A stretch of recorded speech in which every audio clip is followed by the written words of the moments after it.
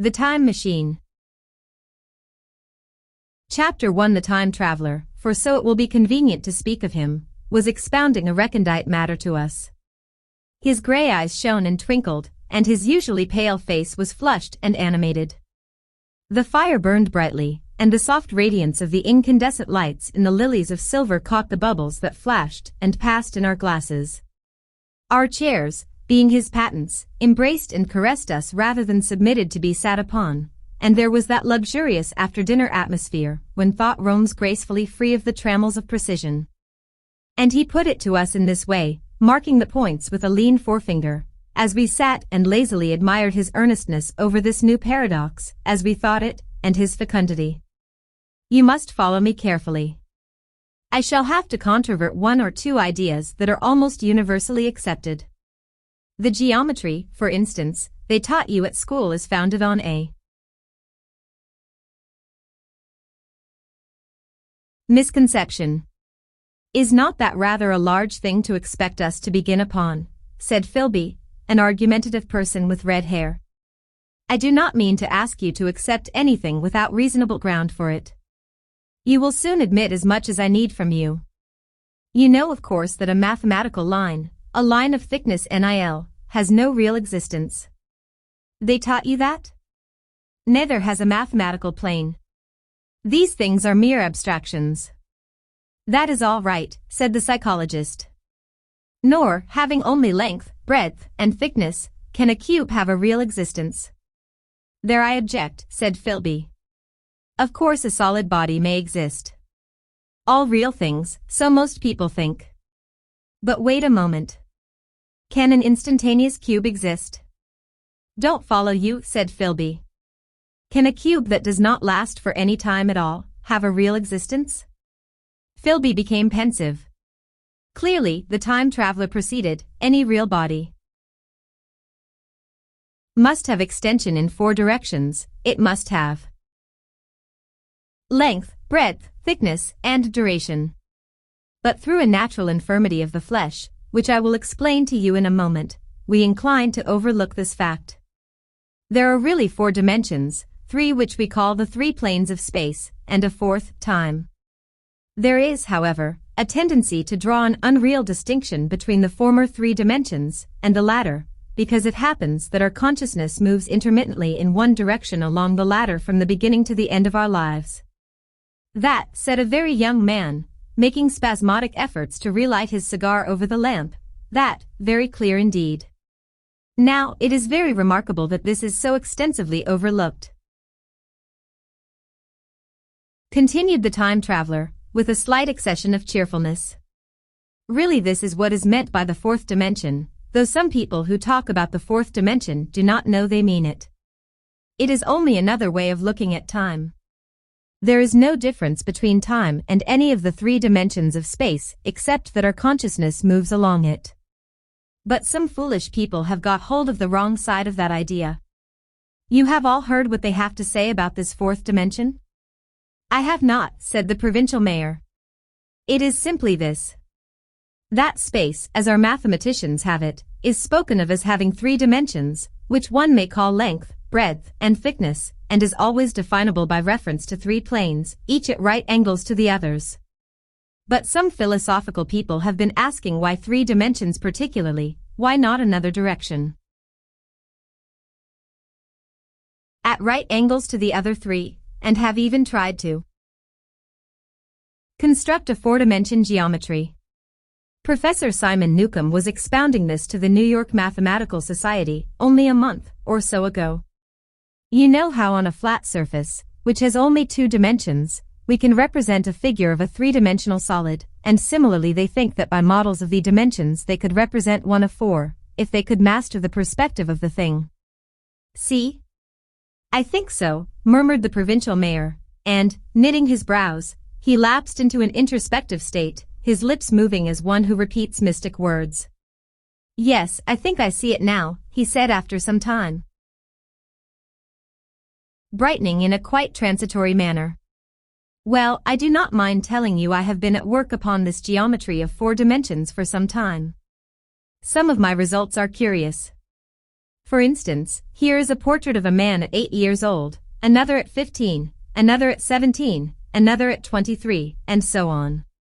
All these are evidently sections, as it were, three-dimensional representations of his four-dimensioned being, which is a fixed and unalterable thing. Scientific people, proceeded the time traveler, after the pause required for the proper assimilation of this, know very well that time is only a kind of space. Here is a popular scientific diagram, a weather record. This line I trace with my finger shows the movement of the barometer. Yesterday it was so high, yesterday night it fell, then this morning it rose again, and so gently upward to here. Surely the mercury did not trace this line in any of the dimensions of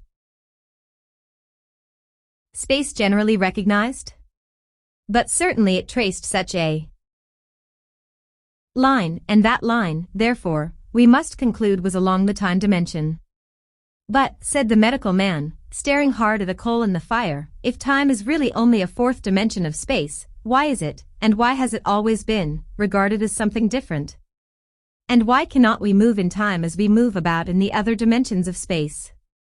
The time traveler smiled. Are you sure we can move freely in space? Right and left we can go, backward and forward freely enough, and men always have done so. I admit we move freely in two dimensions. But how about up and down? Gravitation limits us there. Not exactly, said the medical man, there are balloons. But before the balloons, save for spasmodic jumping and the inequalities of the surface, man had no freedom of vertical movement. Still they could move a little up and down, said the medical man, easier, for easier down than up. And you cannot move at all in time, you cannot get away from the present moment. My dear sir, that is just where you are wrong. That is just where the whole world has gone wrong. We are always getting away from the present movement. Our mental existences, which are immaterial, and have no dimensions, are passing along the time dimension with a uniform velocity from the cradle to the grave.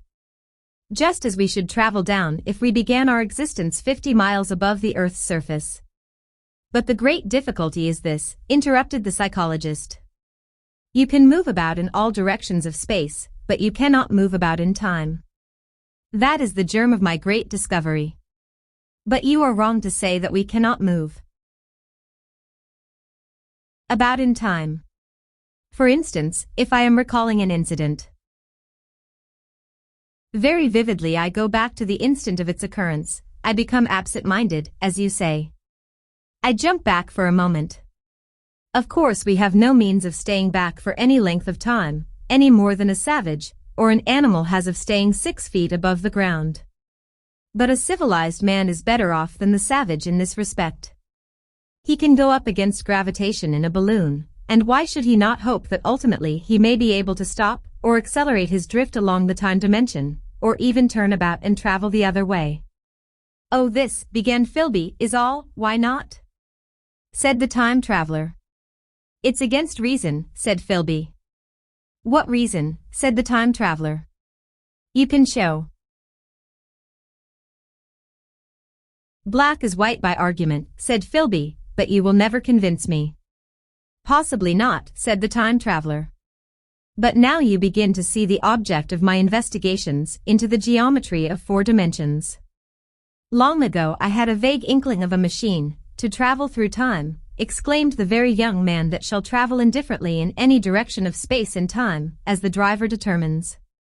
Philby contented himself with laughter. But I have experimental verification, said the time traveler. It would be remarkably convenient for the historian, the psychologist suggested. One might travel back and verify the accepted account of the Battle of Hastings, for instance. Don't you think you would attract attention? Said the medical man. Our ancestors had no great tolerance for anachronisms. One might get one's Greek from the very lips of Homer and Plato, the very young man thought. In which case they would certainly plow you for the little go. The German scholars have improved Greek so much. Then there is the future, said the very young man. Just think. One might invest all one's money, leave it to accumulate at interest, and hurry on ahead. To discover a society, said I, erected on a strictly communistic basis. Of all the wild extravagant theories, began the psychologist. Yes, so it seemed to me, and so I never talked of it until experimental verification, cried I. You are going to verify that? The experiment, cried Philby, who was getting brain-weary. Let's see your experiment anyhow, said the psychologist, though it's all humbug, you know. The time traveler smiled round at us. Then, still smiling faintly, and with his hands deep in his trousers pockets, he walked slowly out of the room, and we heard his slippers shuffling down the long passage to his laboratory. The psychologist looked at us. I wonder what he's got. Some sleight of hand trick or other, said the medical man, and Philby tried to tell us about a conjurer he had seen at Buslam, but before he had finished his preface the time traveler came back, and Philby's anecdote collapsed.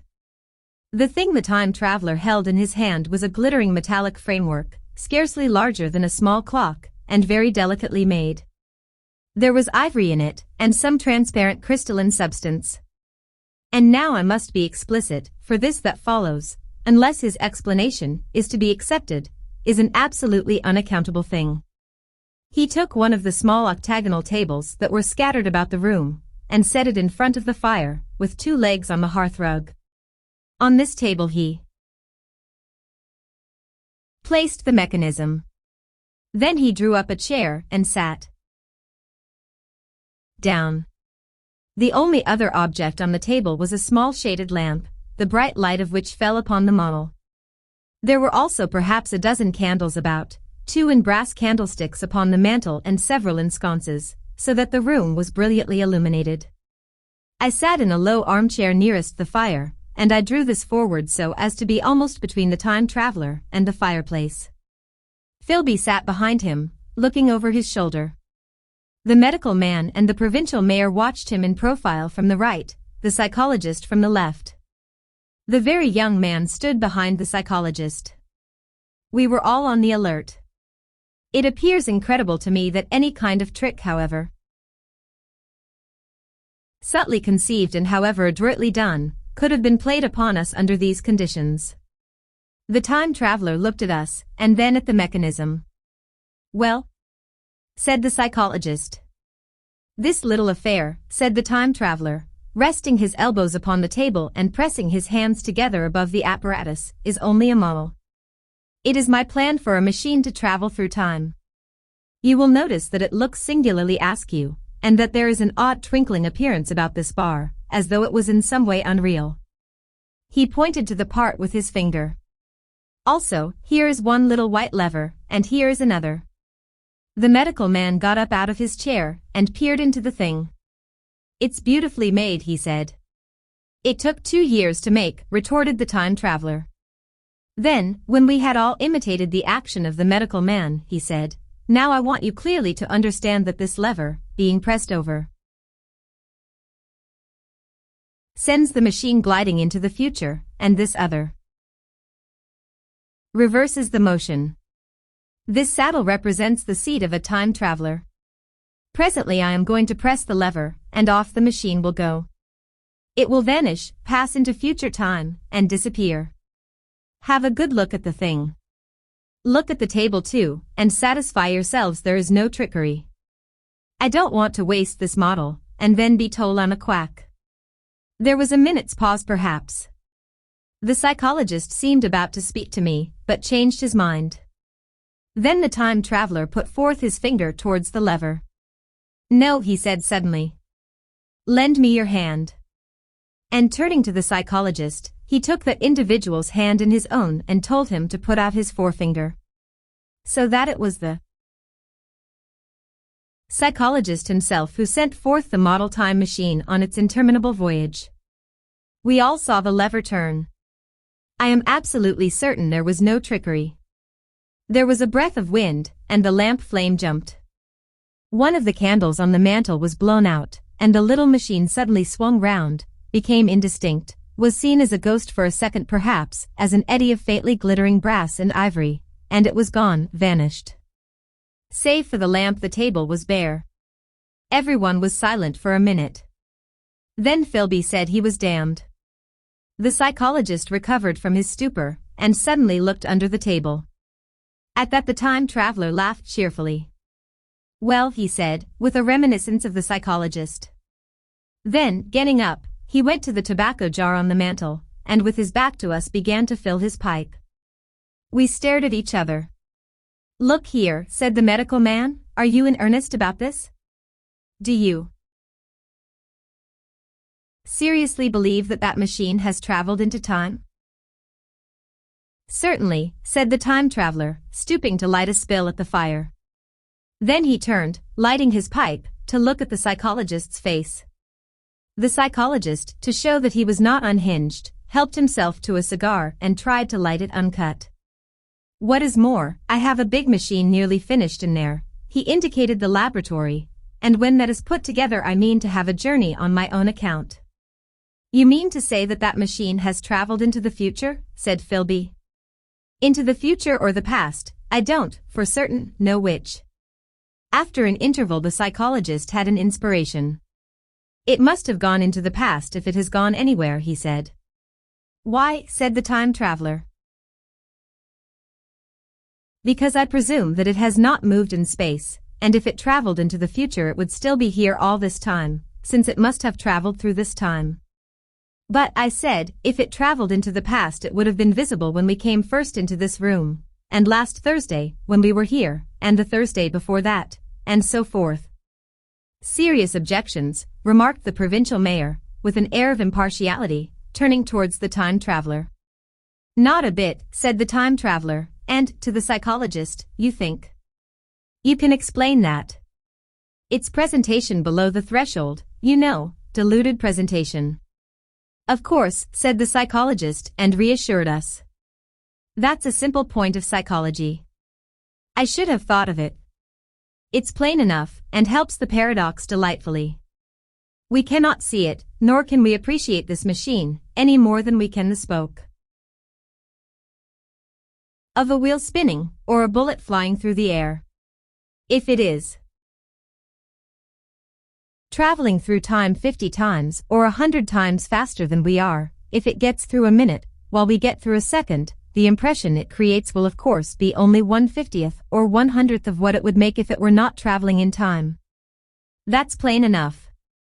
He passed his hand through the space in which the machine had been. You see, he said, laughing. We sat and stared at the vacant table for a minute or so.